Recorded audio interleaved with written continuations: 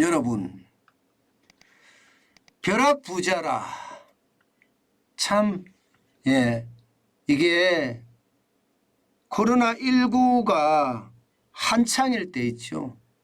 2020년 3월 달부터 시작해서 2020년 9월 달까지 여기는 그냥 돈만 태우면 돈이 한 배, 두 배씩 됐습니다. 뭐 주식시장도 그렇고요. 또 부동산 시장도 거의 마찬가지였고요. 심지어 말입니다. 코인 시장에서는요. 한 배, 두 배가 아니라 10배, 20배가 나올 때가 이때였습니다. 그런데 요즘 말입니다. 또 이런 벼락부자의 꿈을 꾸고 있는 사람들이 늘어나고 있다는 겁니다. 제가 결론부터 말씀을 드리면요. 지금은요. 2020년 3월부터 9월까지의 시장이 아니에요. 대세 상승기가 아니란 말입니다. 지금은 그때 벼락부자가 됐다고 이야기하면 지금은 잘못하면요. 벼락거지가 아니라 지옥거지가 될 수도 있다는 거 저는 미리 말씀을 드립니다. 그만큼 시장이 불안하다는 거예요. 그러면 누가 도대체 벼락부자의 꿈을 꾸고 있느냐? 일단 여러분 이것을 먼저 보시지요. 전월 대비 은행 수신잔액 감소액입니다. 전월 대비 이게 1월이겠죠. 45조 5천억 원입니다. 45조 5천억. 쉽게 말하면 사람들이 은행에 돈을 넣지 않고요. 지금 다른 곳으로 돈을 뺀다는 거예요. 그럼 다른 곳이 어딜까요? 뭐 대기자금들이겠죠. 대기자금들. 정시 대기자금, 부동산 대기자금, 뭐 아니면 뭐 달러 재기자금, 그것도 아니면 금 대기자금, 이렇게 대기자금이 늘어난다는 뜻입니다. 저는 그게 벼락부자의 꿈을 꾸고 있다는 그런 생각을 저는 했습니다. 45조 5천억 원이 되니까요. 실제로도 말입니다. 여러분 보세요. 2022년 12월에 2243조 5천억 원이었던 은행 수신 잔액이요. 올 1월에는 2198억 원으로 8조 원으로 줄어듭니다. 무려 줄어든 게 45조 5천억 원이잖아요. 어마어마하죠. 실제로 그러면 이 돈이 어디로 갔을까? 45조 5천억 원이 어디 갔을까? 제가 뭐 말로 하는 것보다 저는 지표로 하는 걸 좋아하니까 실제 지표로 하는 걸 볼까요? 실제로 어디로 갔는지 보입니다. 지금 파란색이 자산운용사입니다. 노란색이 은행의 금융의 수신 잔액입니다. 지금 보시는 것처럼 2022년이죠. 10월만 하더라도요. 은행 쪽으로 많이 갔어요. 9월에는 엄청나게 은행 쪽으로 몰렸고요. 무려 말입니다. 36조 4천억 원이나 몰렸습니다. 심지어 8월에는 8조 7천억 원. 이렇게 몰리던 것이 11월부터 판이 바뀝니다. 11월부터 판이 바뀌면서 말입니다. 사실 10월에도 바뀌긴 했지만요. 판이 바뀌면서 자산운용사에 돈이 더 많이 들어가기 시작했어요. 그러던 것이 12월에는 완전하게 극명하게 드러났습니다. 자산운용사에도 마이너스 4조 6천억 원이 줄어들었고요. 그러나 은행의 수신잔액은 마이너스 15조 2천억 원까지 줄어들 정도로 어마어마하게 줄어들었습니다. 그러나 올 1월에 들어와서 보세요. 올 1월에 들어와서는 어디로 갑니까? 전부 다 자산운용사로 갑니다. 자산운용사에 51조 4천억 원이 몰려들었고요. 반면에 은행에서는 45조 4천억 원이 빠져나갔습니다. 결국은 자산운용사라는 데가 어디예요? 주식에 투자하고 금에 투자하고 부동산에 투자하는 데가 자산을 운영하는 회사가 자산운용사잖아요.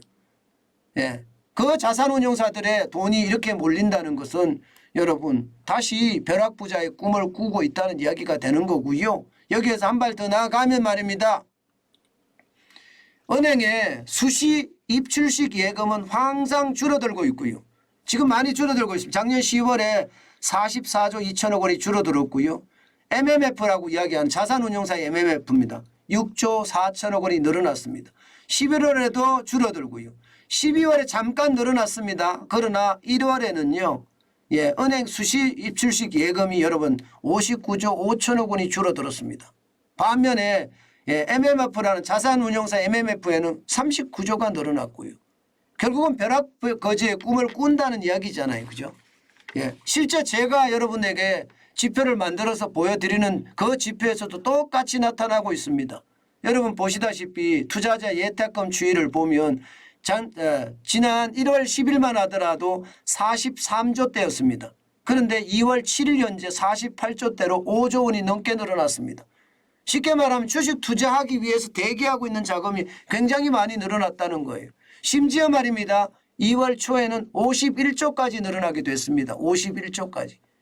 그러니까 금리가 지금 10%가 되든 상관없다는 거예요. 나는 부자만 되면 되겠다는 그런 심리가 굉장히 커졌다 이렇게 생각을 할 수 있다고 봅니다. 심지어 말입니다. 여러분 이게 신용거래융자라고 해서 B2라고 하죠. B2도 지금 굉장히 많이 늘어났어요. 지난 2월 8일 기준으로 보면 16조 6,254억 원까지 늘어났습니다. 그러니까 많은 사람들이 빚내서 투자를 하기 시작했다는 거예요. 저는 이것을 보면서요.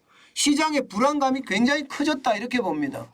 여러분도 알다시피 지금 지표적으로 좋은 게 하나도 없어요. 지금은 외국인들이 들어와서 시장을 휘젓고 있다 이런 생각이 저는 강하게 들거든요. 심지어 말입니다. 주식시장뿐만 아니라 부동산 시장에도 외국인들이 들어와서 사고 한다는 얘기예요. 그런 상황을 저는 비춰봤을 때 뭐 부동산 시장에서 외국인들이 금방 팔고 나갈 수 있는 그런 힘은 없겠지만 주식시장에서는 언제든지 팔고 나갈 수 있거든요. 만약에 언제든지 팔고 나가기 시작했을 때 그때 비투한 사람들은 어떻게 될까요? 제가 벼락거지라고 안 썼습니다.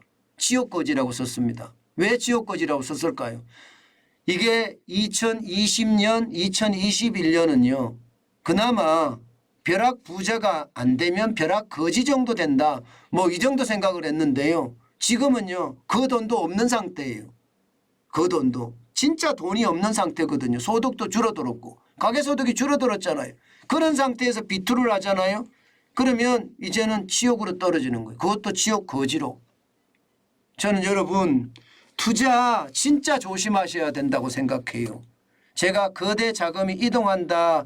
이런 말씀도 드렸고 지금 어디로 이동하는지도 지금 말씀드리고 있습니다. 제발 여러분 요즘은요.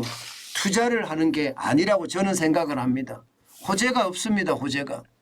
호재가 제대로 나타날 때 투자해도 저는 늦지 않다고 생각해요. 조금 비싸게 사도 늦지 않습니다.